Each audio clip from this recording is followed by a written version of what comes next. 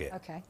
I know there's been lots of talk about the fact that their new sporting director, Andrea Berta, wants Viktor Gyokeres, prolific Sporting Lisbon striker. He's got an extremely impressive scoring record in the Portuguese league. And there have been lots of reports that Berta wants Gyokeres, and he's told Mikel Arteta, this is the striker we need to sign.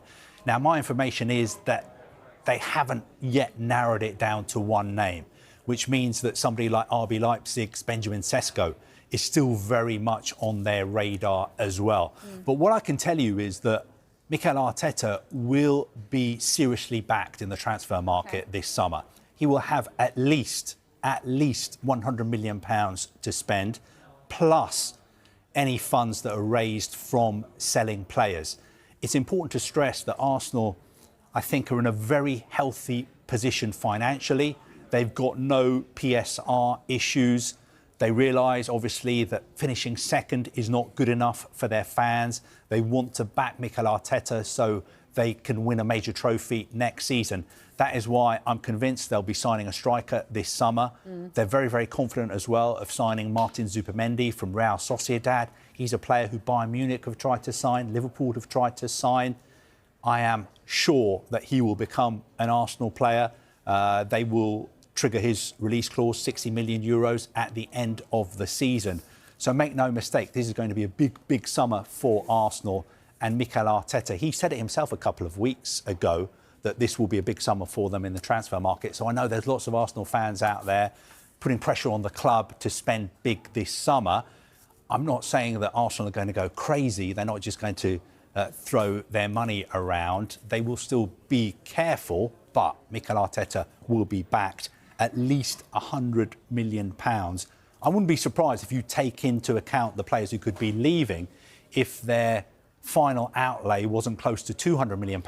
And you can't get much for £100 million these days. No, but really? You have to bear in mind, you're not paying that all at once. No, I suppose. You know, I don't want to become an accountant and start talking about, you know, how players are paid for. Yes, but it's done over the terms of their contract. Yeah. So it's not as if they need to put all the money down on the table. Yeah. But I think Arsenal, at least £100 million, maybe even closer to £200 million. So potentially good news for Arsenal fans. Getting a striker, of course, is another, and that is going to be what all eyes are on this summer.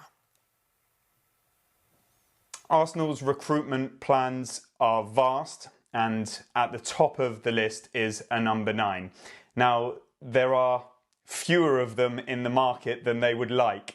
There's an imbalance in supply and demand, but there are some options. We've been talking for so long about Alexander Isak. Of course, Arsenal and Mikel Arteta really like him, but I don't think that's realistic for them or probably for anybody else. Let's see if Newcastle finish in the Champions League or not. Even if they don't and he's available for sale, it will be a huge price, and I don't think that is realistic.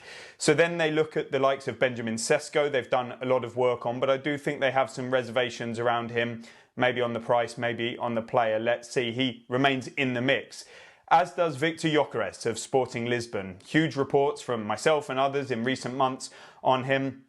He's a player their sporting director, Andrea Berta, really likes. He is possibly the best value for money option out there. But the time is ticking. Other interest is building. We know that Ruben Amorim at Manchester United likes him. So let's see if Arsenal move on that sooner rather than later. They'll be looking at the wide position with names like Nico Williams, of Anthony Gordon. We see more coming every day, like Antoine Semenyo and Rafael Leao in the press. I don't know on the veracity of all of them, but it is a position that Arsenal are focusing on.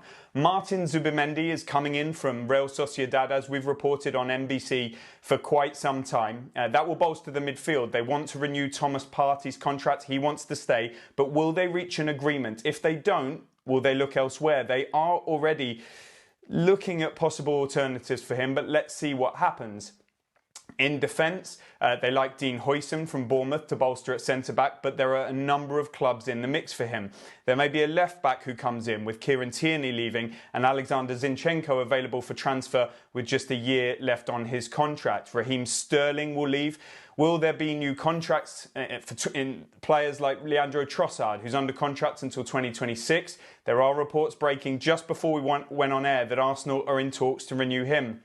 In 27, there's Gabriel Magalhaes, there's Gabriel Martinelli, and other key players who Arsenal will want to tie down. And a second-choice goalkeeper when Neto returns from his loan to Bournemouth. There is a huge amount to do, in and out. Arsenal will try to be prudent with their money, but this is a massive summer coming up for them, for their sporting director Andrea Berta, for Mikel Arteta as manager, and of course, for the owners, the Kroenke